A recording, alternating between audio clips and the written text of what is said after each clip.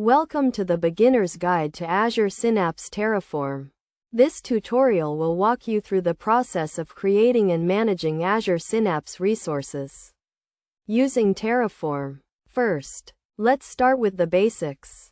Terraform is an infrastructure as code tool that allows you to create and manage cloud resources using a human-readable configuration file. Azure Synapse is a cloud-based analytics service that allows you to integrate and analyze data from various sources. To get started with Azure Synapse Terraform, you need to install Terraform on your machine and set up an Azure account. Once you have Terraform installed, you can create a new configuration file and specify the Azure provider. You will need to provide your Azure subscription ID, client ID, client secret, and tenant ID.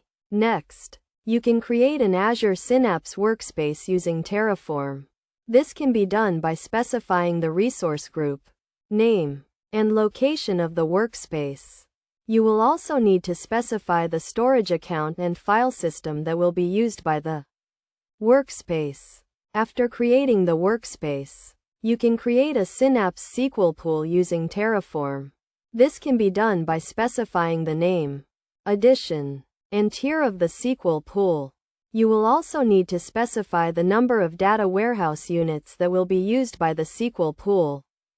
Best practices for using Azure Synapse Terraform include keeping your configuration files organized and version controlled, using modules to reuse code, and testing your configuration files before applying them to your Azure account.